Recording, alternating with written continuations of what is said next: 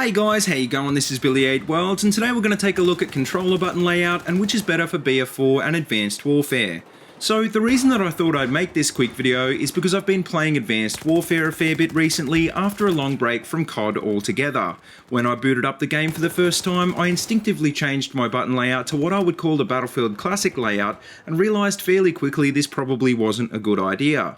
The thing about COD is that although it has a lot in common with Battlefield, and although the two franchises are slowly starting to become even more similar, Call of Duty is still a very different game. It's a lot faster paced than Battlefield, and it's probably easier for aggressive players with quick reflexes than it is for players who like to think tactically and move cautiously around the map.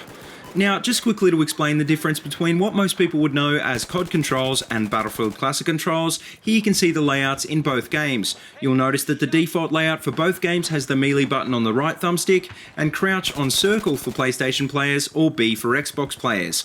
This layout has been the default Call of Duty layout for a long time, and Battlefield 4 shifted over to this default layout too, considering how popular the COD franchise has become.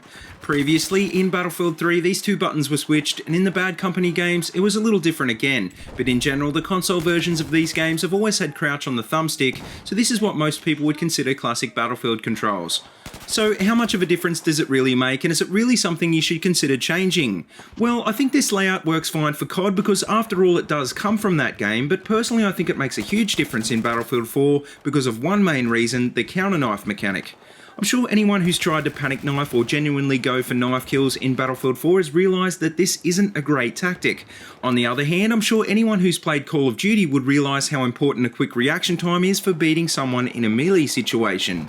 Having the melee button on the thumbstick is by far the quickest way of knifing someone because your thumb is most likely already on top of the thumbstick when you need to use it. This might be great in Call of Duty, but in Battlefield 4 it only encourages you to hit the knife button in a panic situation, and I can't tell you how many noobs I've taken out with a counter knife for making this mistake. Honestly, I think in BF4 you really shouldn't ever go for the knife unless you're out of ammo or you don't want to be heard. The knife mechanic is very slow, and in nearly every situation switching to a suppressed secondary weapon is almost always going to be a better alternative.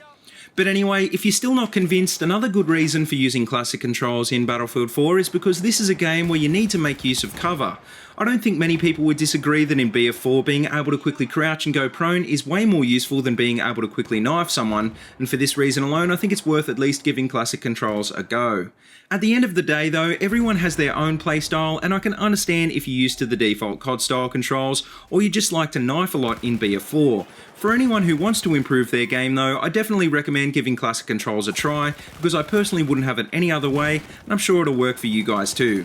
But anyway, that just about wraps it up, so as always, if you like what you see, please remember to like, comment and subscribe, and if you haven't already, please check out all my other Battlefield 4 videos. I've got them all linked in a playlist in the description below. But until next time, see you later, and have a good one.